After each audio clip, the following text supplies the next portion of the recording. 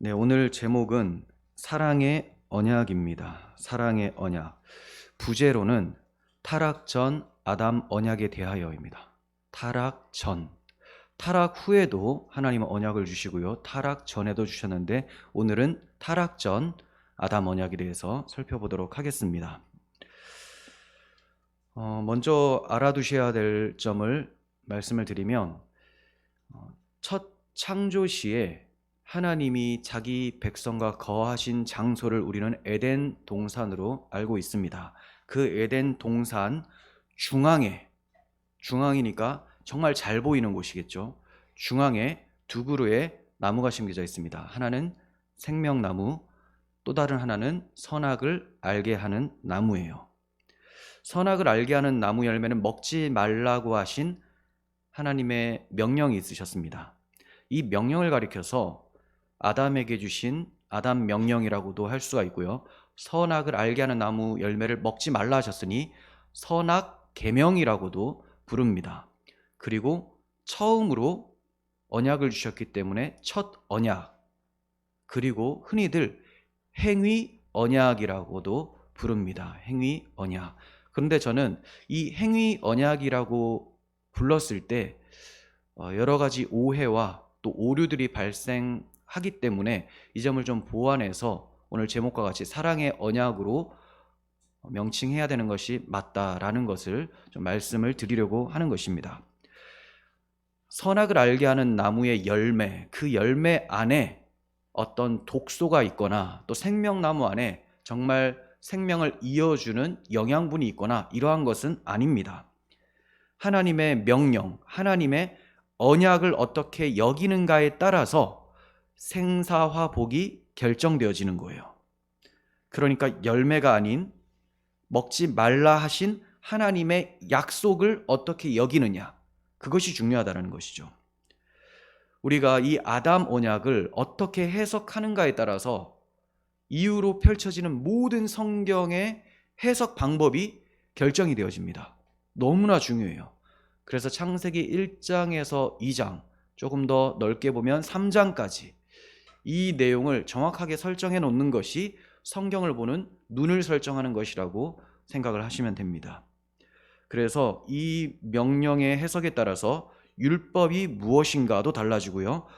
생명이 무엇인가, 구원이 무엇인가, 예수 그리스도의 순종은 어떤 것인가, 그리고 믿음의 내용은 무엇인가, 칭의는 무엇인가, 성화는 무엇인가 등이 다 결정되어지는 겁니다.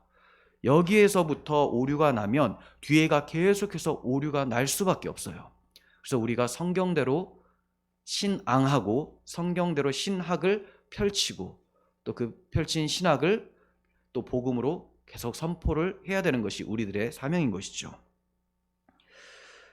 선악과를 먹지 말라라고 하신 말씀은 단순한 명령이 아니라 언약이었습니다. 이 점을 호세아 6장 7절을 통해서도 확인할 수가 있습니다. 하나님께서 호세아 선지자들에게 이스라엘 백성들이 마치 아담처럼 내게 행했다라고 말씀하시는 내용이에요. 이스라엘 백성들은 아담처럼 언약을 어기고 거기에서 나를 반역했다.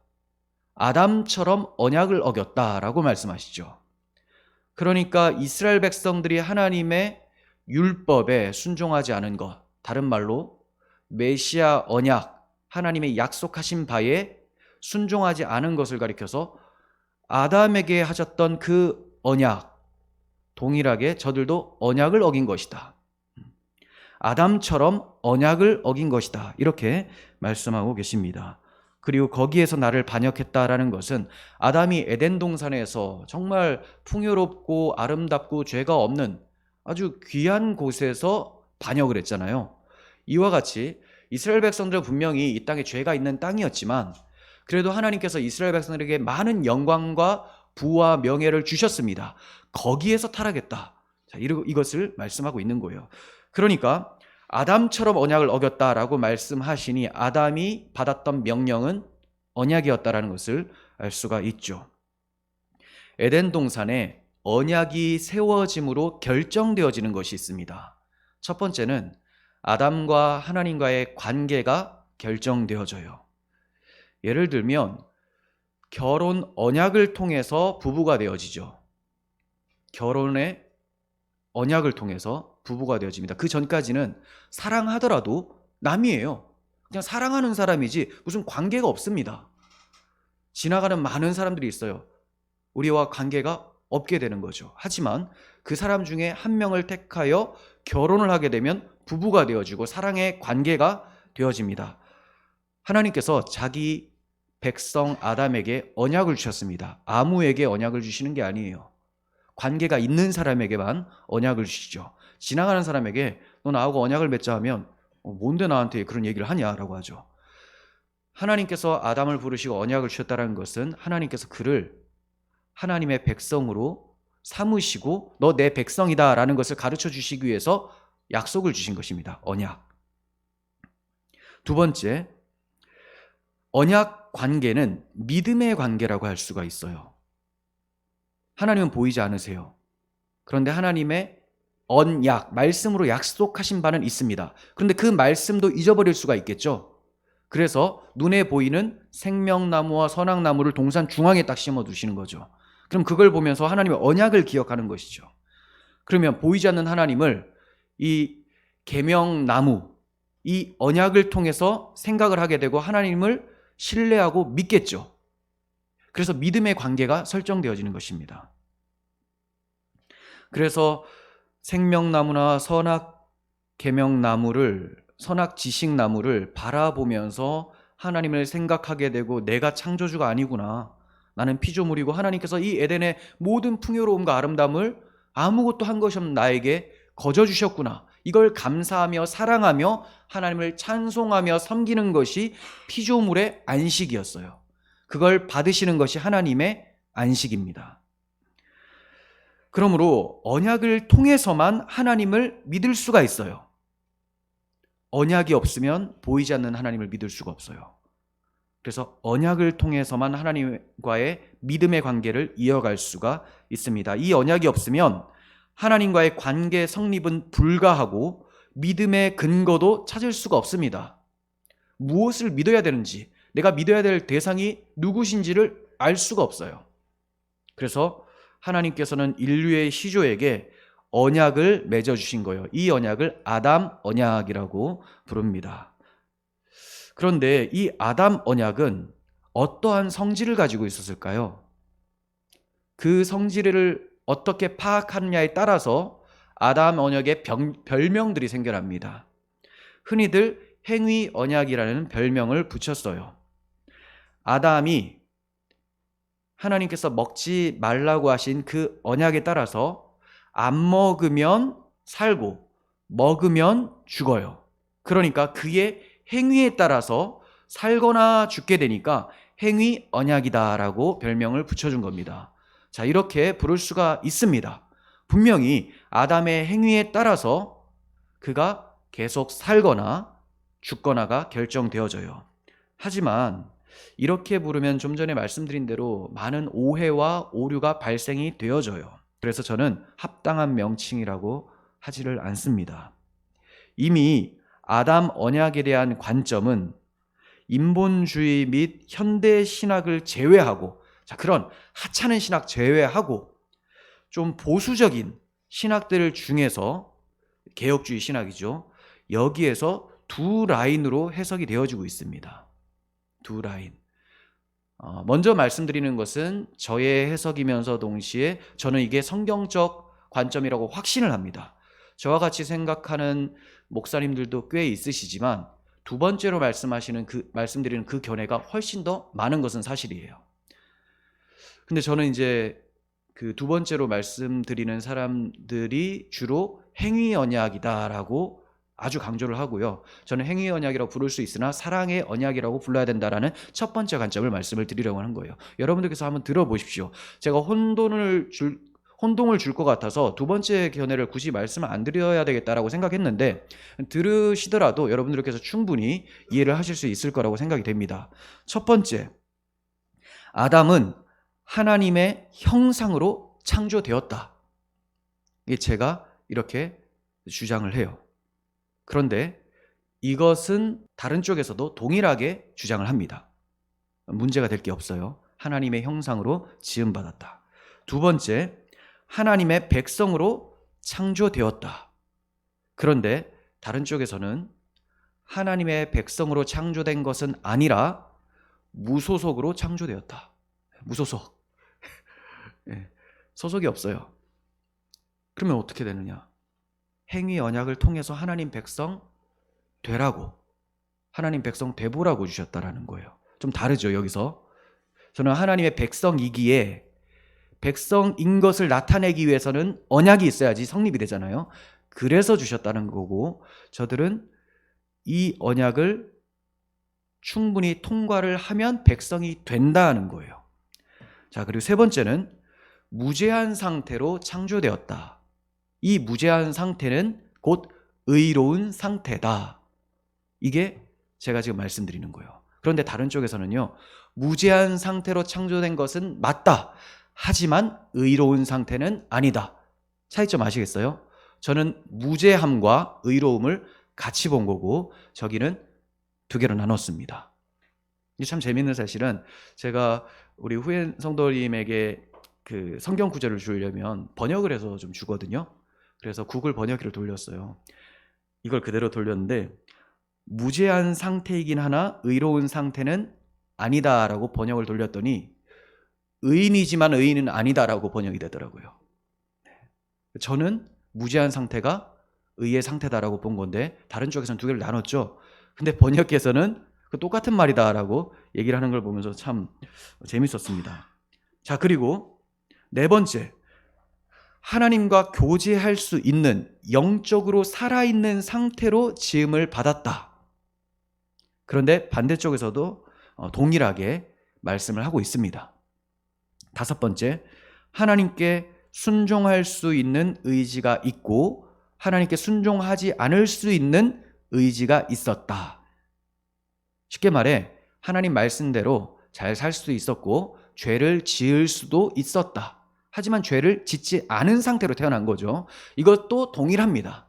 네, 이것을 태초에 아담이 가졌었던 의지, 이것이야말로 자유의지라고 할 수 있어요. 타락한 아담의 후손들은 자유의지가 없고 노예의지라고 해요. 그래서 그 성향에 따라서 무언가를 결정합니다.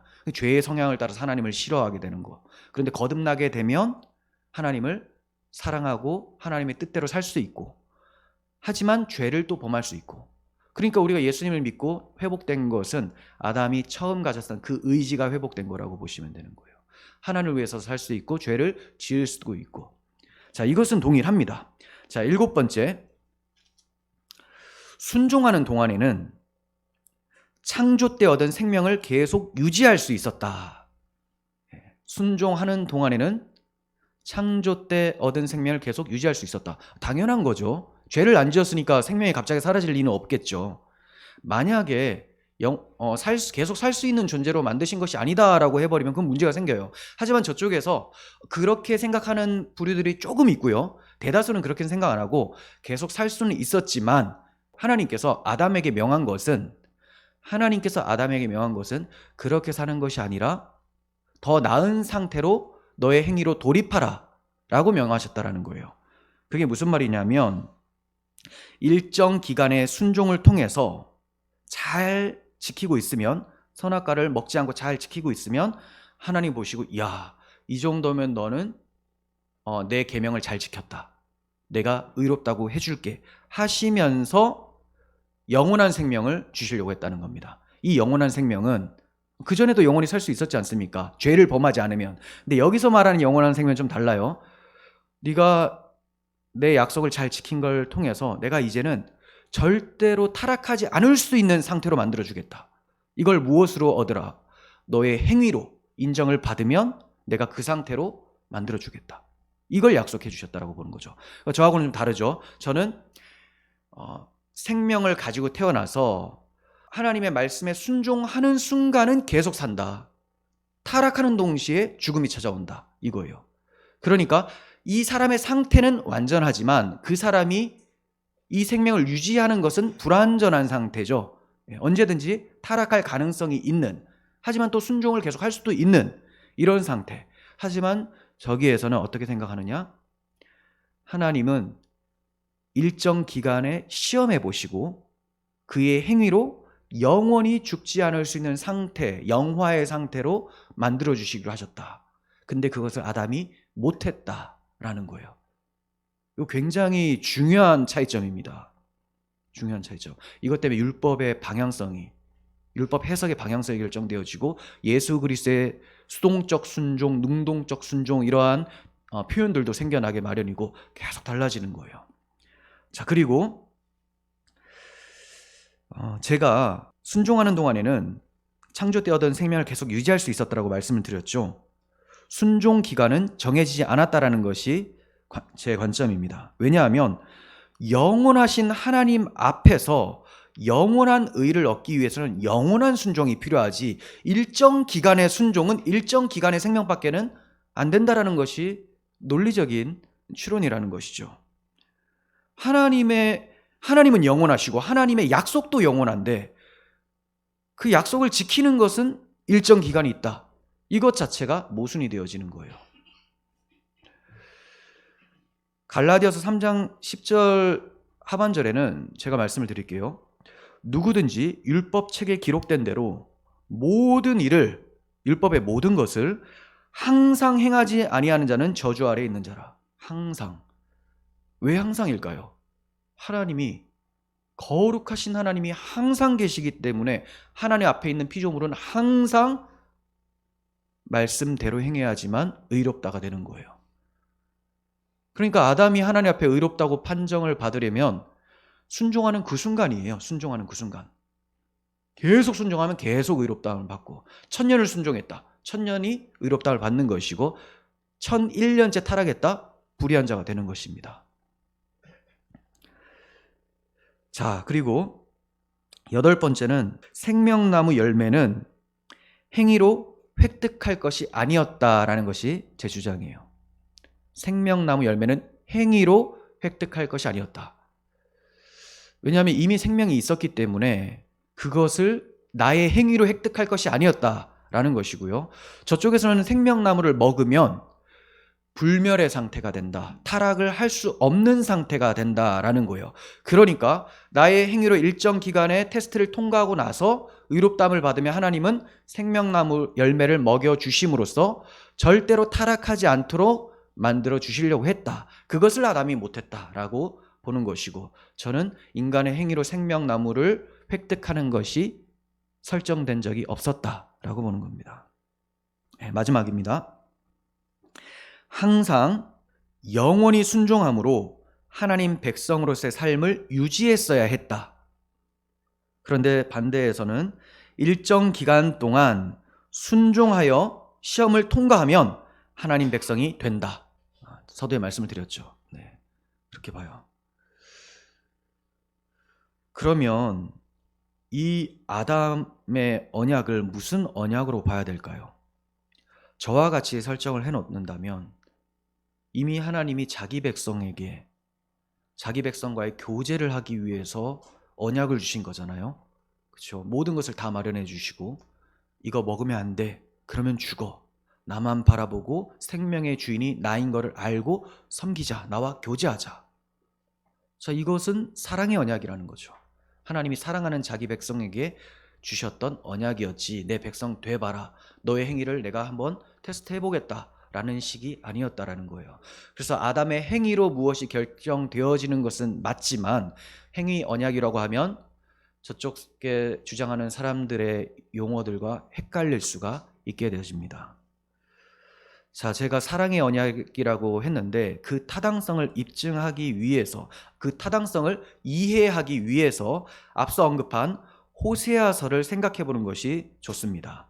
분명 하나님께서는 호세아 선지자에게 이스라엘의 백성들의 반역을 아담처럼 언약을 어기고 거기서 나를 반역했다, 이렇게 설명해 주셨어요. 그죠? 왜 많은 선지자들 중에서 굳이 호세아 선지자에게 이런 말씀을 해주셨을까요? 선악과를 먹지 말라고 하신 명령이 바로 언약이었다라는 그러한 말씀을 왜 굳이 호세아 선지자에게? 이것은 호세아 선지자가 몸소 보여주었던 행동과 연관성이 있습니다. 몸소 보여주었던 행동. 그 행동이 뭐냐? 하나님께서 호세아에게 제일 먼저 하셨던 그 말씀이에요. 너는 가서 음란한 여자를 아내로 맞고 음란한 자식을 낳아라. 이렇게 말씀하세요. 자, 다시 보세요. 호세아 1장 2절 보시면 너는 가서 음란한 여자를 맞이하여 음란한 자식을 낳으라. 이 나라가 여호와를 떠나 크게 음란함이니라. 이해가 되십니까? 왜 호세아 선지자에게 음란한 아내를 맞으라고 하셨냐면 내 백성이, 이스라엘 백성이 나의 신부거든. 그런데 지금 간음했다, 우상숭배했다, 행음했다. 근데 저들을 계속 되찾아오는 내 마음이 어떻겠냐? 선지자라면 나와 동일한 마음을 품고 말씀을 전해야 된다. 그래서 설교자가 하나님의 마음을 이해하는 게 좋아요. 중요해요. 하나님의 마음을 이해하는 게 중요합니다. 그래서 행위 언약이라고 하면 하나님의 마음을 느끼기가 어려워지는데 사랑의 언약이라고 하면 하나님께서 아담에게 맺어주셨을 때 그 마음을 우리가 이해할 수가 있고 아담이 타락했을 때 하나님의 마음을 이해할 수가 있게 되는 거예요. 하나님께서는 자신의 마음을 호세아가 이해하고 말씀을 선포하도록 하기 위해서 가서 음란한 여자를 아내로 맞이하라 이렇게 말씀하고 계신 겁니다.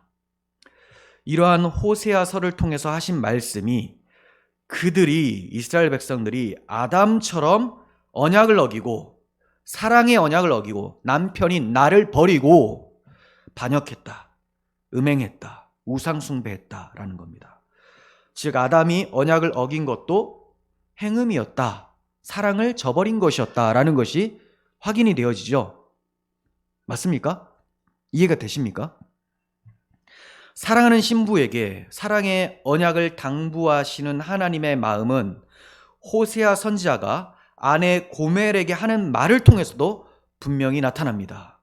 그러니까 호세아가 고멜에게 하는 말은 하나님이 이스라엘에게 하는 말과 동일한 마음이라는 거예요. 보세요. 호세아 3장 3절. 너는 많은 날 동안 나와 함께 지내고 음행하지 말며 다른 남자를 따르지 말라. 나도 내게 그리하리라.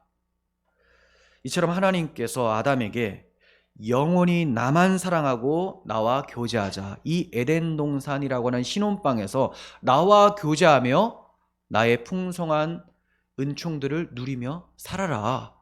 나도 너만 바라보겠다.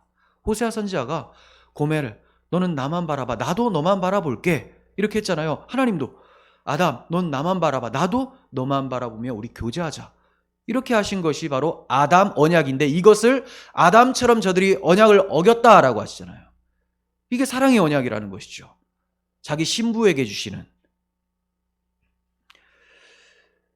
그래서 이 언약은 사랑하는 신부요 자기 백성에게 주신 사랑의 언약이었던 것입니다. 이 언약을 깨뜨렸다라는 것은 사랑의 관계가 깨어졌다라는 것이고 믿음의 관계가 무너졌다라는 것이고 사랑의 언약 관점에서 얘기를 하면 이혼인 거예요. 이혼. 이것을 회복하기 위해서 하나님과의 부부관계에서 파혼이 된 것을 회복하기 위해서 하나님께서 주신 언약이 두 번째 언약, 바로 창세기 3장 15절. 내가 하겠다. 그 아담과 같은 신부가 할 수 있는 게 하나도 없어요. 음행해버렸기 때문에 깨졌어요. 그런데 음행하지 않고 여전히 그 신부만 사랑했던 남편이신 하나님이 하시겠다라는 거예요. 하나님이. 그 방법이 뭐냐? 여자의 후손을 통하여 너의 죄값을 내가 처리하겠다. 여자의 후손을 통하여. 그래서 그 처리한 결과를 보여주는 것이, 그림으로 보여주는 것이 짐승의 희생을 통하여 가죽옷을 그에게 입혀주시고 수치를 가리워주는 것입니다. 창세기 3장 15절에서 여자의 후손이 뱀의 머리를 상하게 하시고 그리고 이제 아담을 하나님의 신부로 다시 회복시켜 주시는 그 내용이 가죽옷으로 치마를 엮어 입혀주신 것. 그거 하나님이 하시거든요. 여호와께서 아담과 그의 아내에게 짐승의 가죽옷을 지어 입혀주셨다. 이거는 음행한 아담 쪽에서 할 수 있는 것이 아닙니다. 그렇게 해서 입은 옷이 무화과 나무 치마죠. 그런 것으로는 불가능해요. 그래서 하나님께서 사랑의 언약을 깨트린 이 아담을 자기 신부로 회복시켜 주시기 위해서 하셨던 것이 여자의 후손, 즉 예수 그리스도를, 하나님의 아들을 보내주실 것이다. 그의 희생으로 짐승처럼 잡힘당하여 피 흘려서 그의 피로 너의 수치를 가죽옷처럼 덮어주겠다, 이거예요. 그러면 하나님의 신부로 회복이 된다. 그렇게 회복된 자들을 가리켜서 그리스도인이라고 하죠. 교회라고 합니다. 이처럼 사랑의 언약과 창세기 3장 15절, 우리가 메시아 언약이라고 하죠. 이것을 다른 말로 은혜 언약이라고 합니다. 하나님이 홀로 하시니까 내가 하리라. 그래서 사랑의 언약과 은혜 언약은 차이점과 연관성이 있는 거예요. 차이점과 연관성이 있는 겁니다. 그러니까 또 서로 다른 언약이 아니라 하나님 백성에게 주셨던 그 언약을 하나님 백성이 파기시켰는데 이것을 다시 하나님의 은혜로 회복시켜 주는 거예요. 그래서 다시 하나님 백성, 하나님 신부로 이어가도록 하신 것이 성경의 언약입니다. 그래서 언약은 하나다라고 말씀을 드리는 거예요. 하나님이 자기 백성, 자기 신부 삼는 언약, 그걸 어떠한 방법으로 이루어내는가를 이제 은혜 언약을 통해서 말씀해 주신 것이죠. 그러므로 예수님은 율법과 선지자의 강령이 바로 내 마음을 다하고 뜻을 다하고 힘을 다하고 목숨을 다하여 주 너의 하나님을 사랑하라, 이렇게 가르쳐 주셨어요. 마음 다해 하나님을 사랑하라. 이게 율법과 선지자의 강령. 거기에 다 매달려 있다는 거예요. 사랑하라는 그 말씀 안에 율법과 선지자가 다 매달려 있다. 구약 성경이 다 매달려 있다는 거예요. 그러면 아담에게 주셨던 그 언약도 선악 계명이라고 하죠. 율법이에요. 율법. 그것도 결국 뭐냐? 하나님 사랑해라. 사랑의 언약이네요. 사랑의 언약.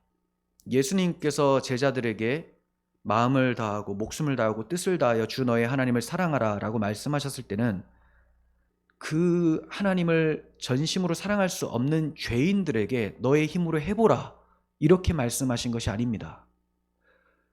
너희는 하나님을 절대로 온전한 마음으로 사랑할 수 없는 자들인데 하나님께서 나를 통하여 너희에게 하나님의 극진한 사랑이 무엇인지를 보여주실 것이고, 이 사랑을 입은 너희들은 살아나서 하나님께 대하여 죽어있던 너희가 살아나서 허물과 죄로 죽었던 너희를 그리스도께서 살리셨도다. 살아나서 하나님의 사랑을 알고 하나님을 사랑하도록 만들겠다. 이게 율법을 예수께서 다 이루셨다라는 겁니다. 율법을 다 이루셨다. 그 이루신 것이 이제 어디 있느냐? 밖에 있는 것이 아니라 내 마음에 있어요. 하나님의 사랑이 우리 마음 가운데 부음받음이니 부어져서 율법이 다 이루어졌어요. 그래서 우리는 그 사랑을 힘입어서 하나님을 사랑할 수 있게 됐죠. 예수님은 그걸 말씀하시는 거예요. 율법과 선지자는 하나님 사랑하라는 말씀이었는데 타락한 죄인들이 이것을 지킬 수 없으니 내가 이것을 지켜서 어떻게 지켜요? 그들을 위하여 대속적 삶을 고난받아 살아가시고 끝에 대속적 죽음을 통하여 온전한 사랑을 이루셨죠. 율법을 다 이루셨죠. 그래서 우리를 율법 지킨 자로 만들어내시고 그 사랑을 힘입어서 하나님을 사랑하도록 만들어 주시겠다. 이게 예수님의 율법과 선지자의 강령이 뭐냐? 하나님 사랑, 이웃 사랑이다. 이 말씀을 해주신 거라는 거죠.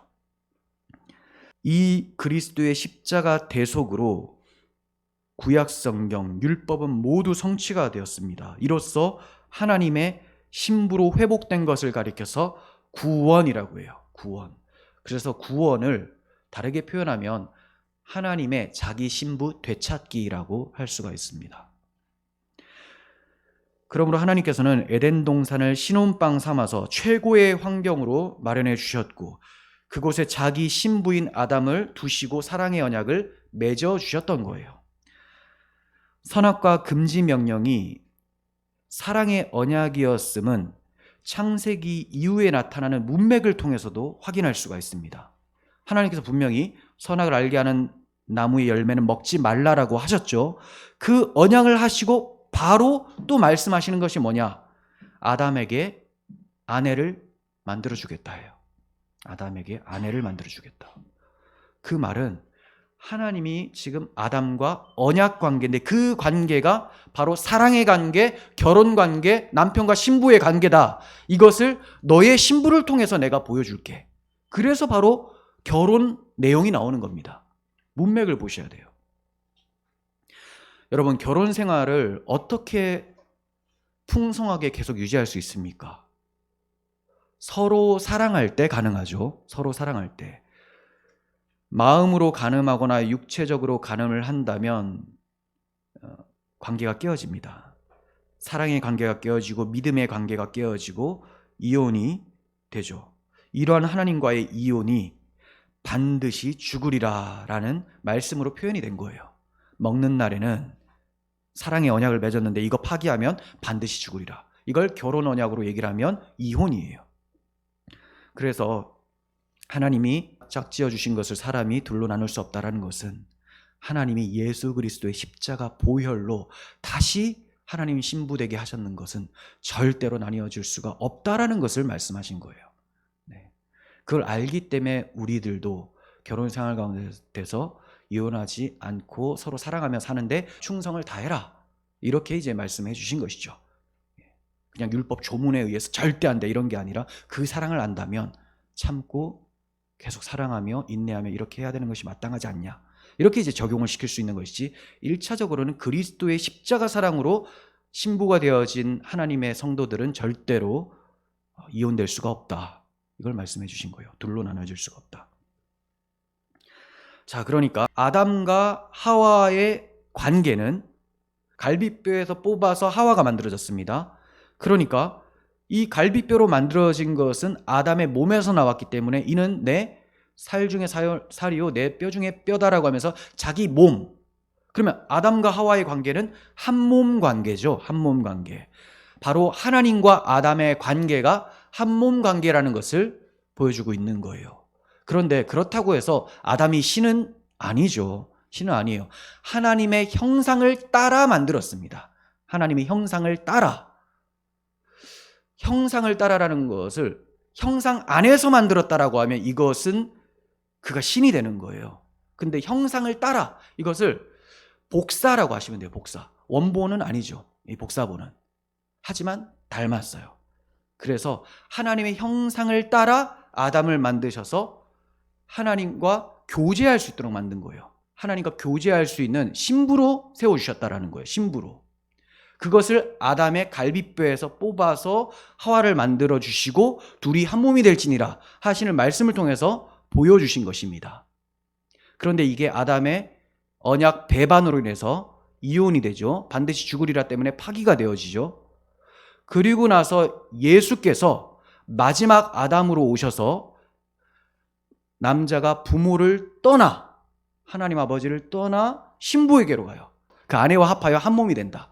예수님이 하나님을 떠나 죄인인 우리에게 찾아오셔서 자기의 피로 옆구리의 창과 손의 못을 통해서 물과 피를 흘리심으로 교회를 탄생시키고 한 몸을 이루시죠. 여기에는 이 아담과 하와의 결혼에는 하나님과 아담과의 관계 그리고 깨어진 그 관계를 예수께서 교회를 그렇게 만들어내신다라는 구속사적인 의미가 담겨져 있었다라는 거예요. 이해가 되시죠? 이걸 그냥 결혼 이야기 이렇게만 보면 정말 핵심을 다 놓치게 된다는 거죠. 결혼이 뭐냐? 복음을 이해하지 못하고는 절대로 온전한 결혼 생활을 할 수가 없습니다. 이러한 하나님의 친밀한 사랑의 관계로 만들어진 것이 아담이었습니다. 하나님의 형상으로 지어진 아담이기에 하나님과의 친밀한 교제가 가능했었던 것이지 짐승은 하나님의 교제 대상이 아니었어요. 그래서 사람을 만드실 때 특별한 방법으로 만들어 주신 거예요. 하나님의 형상을 따라서 흙으로 지어졌지만 하나님의 생기를 통하여 살아있는 영이 되도록 만들어 주셨죠. 생명이 된지라. 하지만 짐승들은 그냥 하나님의 말씀으로 다 만들어집니다. 그러니까 이렇게 독특한 방법으로 창조하신 것은 하나님이 자기 형상으로 만드시고 하나님의 신부로, 하나님 백성으로 교제하시려고 그렇게 하셨던 거예요. 이것을 가르쳐 주시기 위해서 아담에게도 짐승들이 막 지나가는데 이름을 정하라고 해요. 이 이름을 정해줬습니다. 그런데 아담이 아무리 봐도 자기를 돕는 배필을 찾을 수가 없는 거예요. 자기하고 다르니까. 그래서 아담의 형상대로 갈빗뼈에서 하와가 나오게 하는 거예요. 그리고 그와 교제하게 됩니다. 그와 교제하게 돼요. 그래서 짐승들 중에는 아담이 배필을 찾을 수가 없었고 자기 몸에서 만들어진 하와와 교제를 할 수가 있게 되었다. 그러므로 오늘날의 반려동물이라는 말은 창조 질서를 거스르는 아주 악한 표현이 됩니다. 제가 한 번도 반려동물이라고 써본 적이 없는데, 이렇게 쓰는 거 말고 써본 적이 없는 게 그런 이유 때문이에요. 우리가 예전에는 반려자라고 하면 사람으로만 생각해서 반려라고 하면, 그죠? 근데 뭐 반려식물까지 나와요, 이제. 뭐 이렇게 다 문제가 있습니다. 이게 창조 기사를 구속사적으로 이해를 하지 못했을 때 다 발생되는 일들입니다. 그래서 구속사 복음으로 성경을 볼 수 있는 그 눈이 모든 설교 강단에서 열려져야 되고, 그러한 설교를 들을 때 기독교인들도 이제 올바른 용어를 말할 수가 있게 되는 것이죠. 하나님께서 우리 형상을 따라 사람을 만들자라고 하신 것을 보면 우리와 얼마나 사랑의 교제를 하시길 원하셨는가를 우리는 알 수가 있습니다.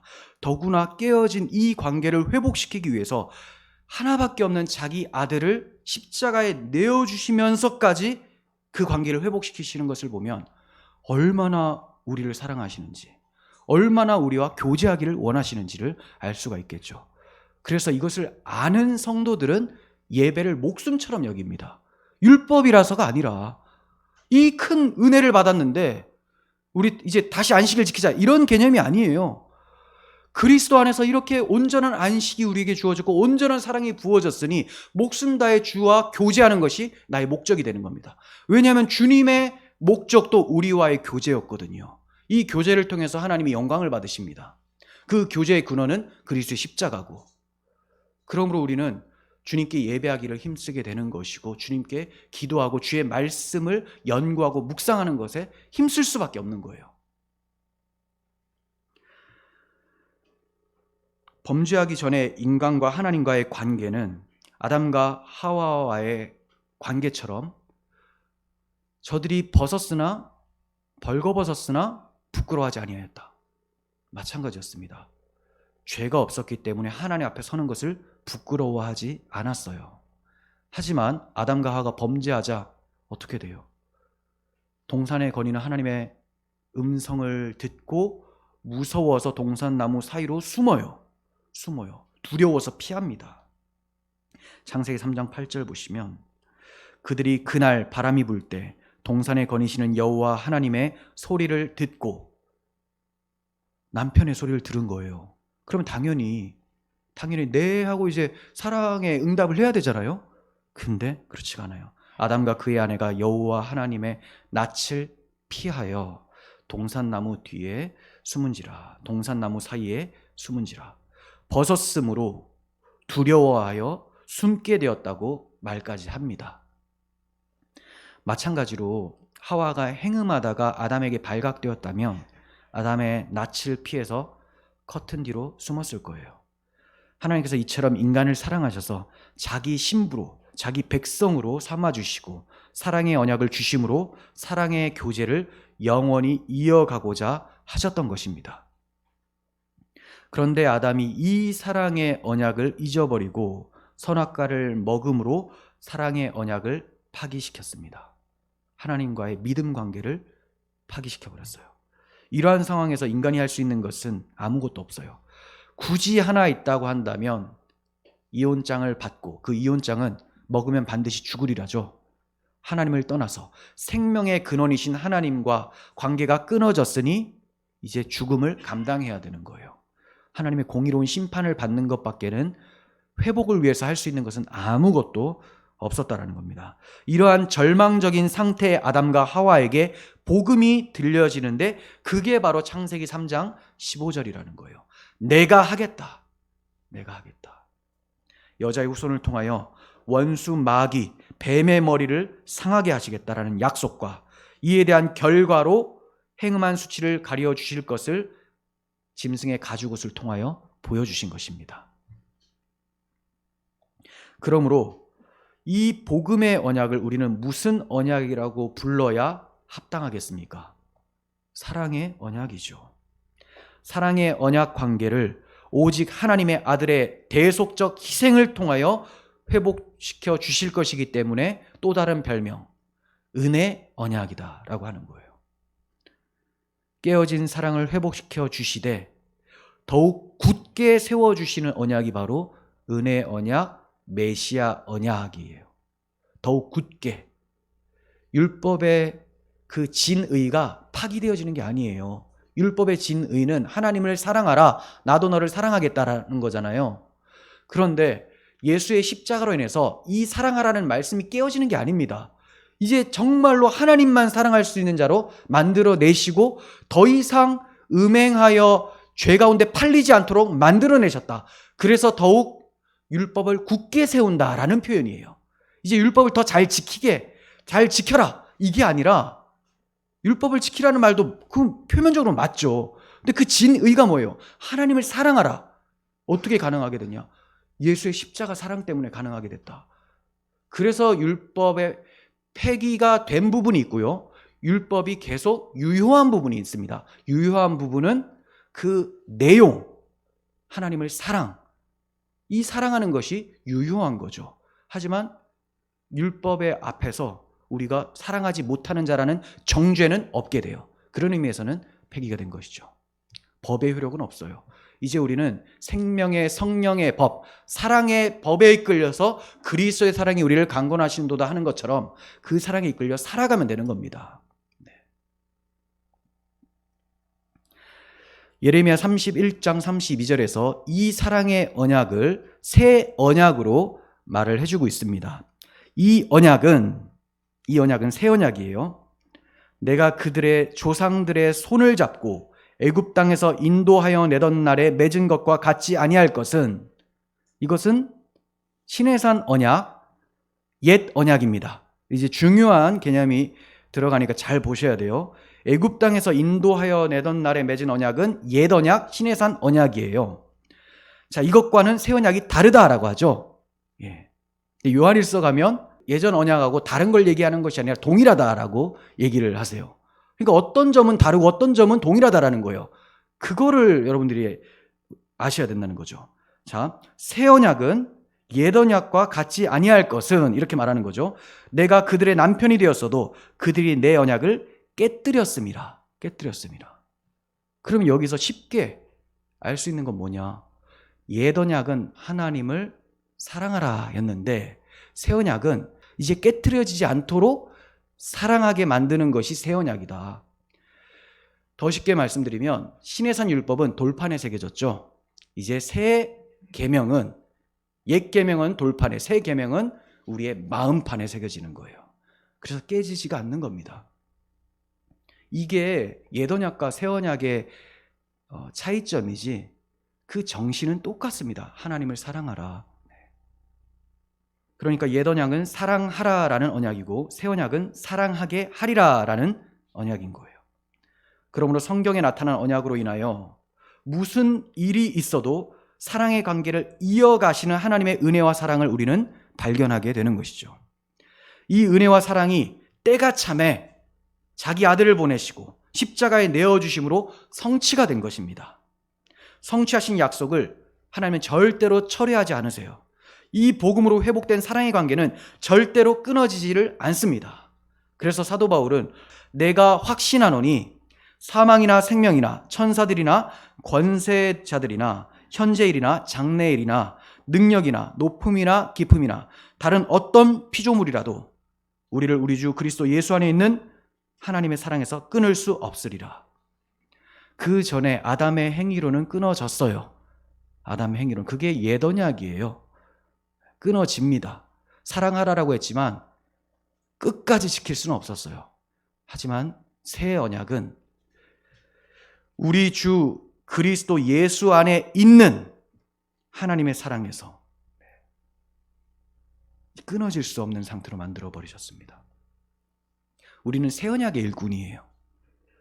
이제 새 언약 이루어 주셨으니 이제 율법 지키십니다. 이렇게 가는 것이 아니라 새 언약의 일꾼으로 삼아 주셨으니 그 율법이 말한 바 하나님을 사랑하며 이웃을 사랑하며 하나님을 찬송하며 살아갑시다. 이게 맞죠. 이 주일이 지금 안식일로 변경되었다가 아니라 우리의 인생이 온전한 안식이 이루어졌다. 우리 인생이 전체가. 그리스도께서 우리의 생명을 사셨잖아요. 그 안에서 안식하게 하셨어요. 우리의 전체가, 인생 전체가 안식일이에요.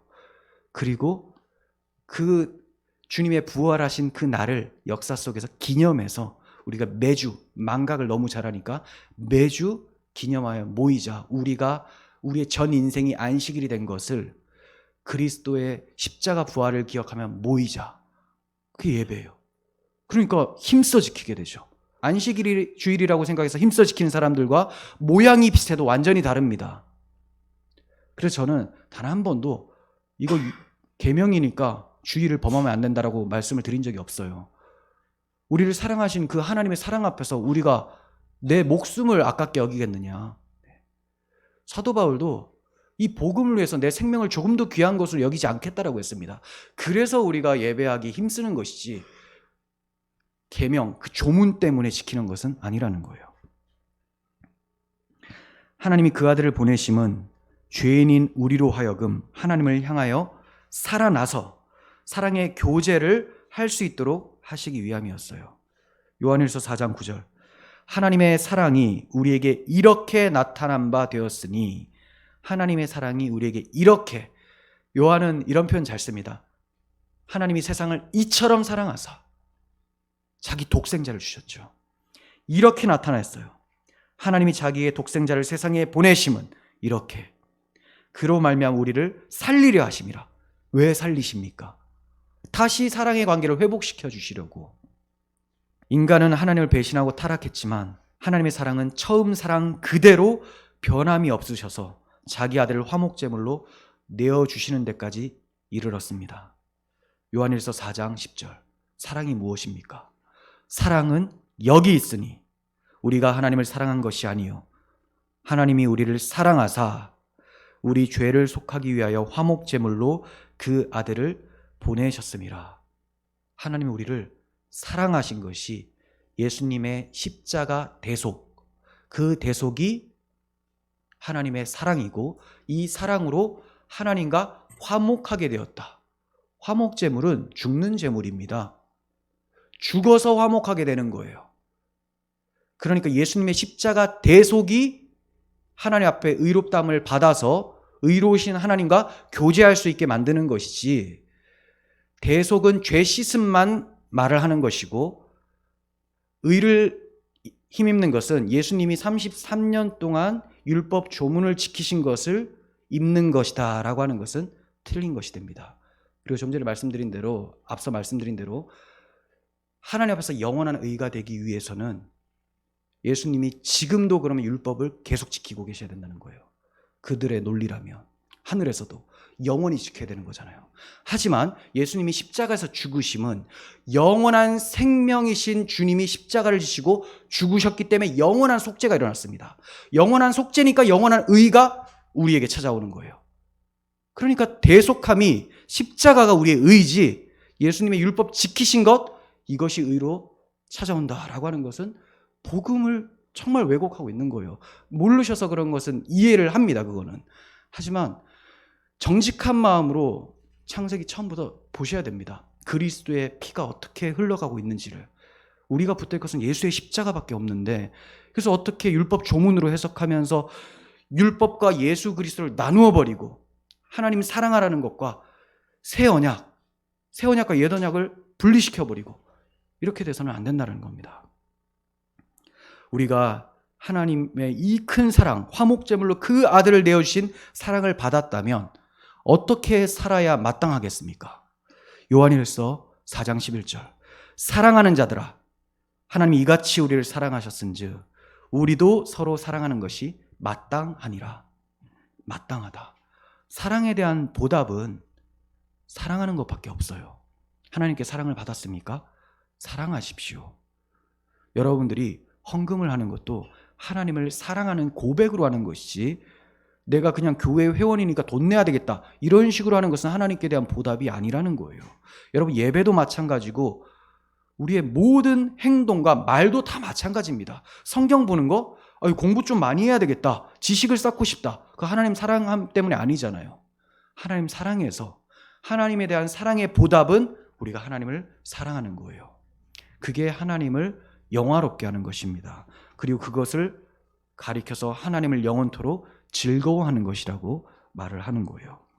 율법 조문에 매여 다시 종살이 하지 마시고 죄인을 이처럼 사랑하신 그 사랑에 이끌려서 사랑함으로 하나님께 영광 돌리는 우리 모두가 되시기를 간절히 소원합니다.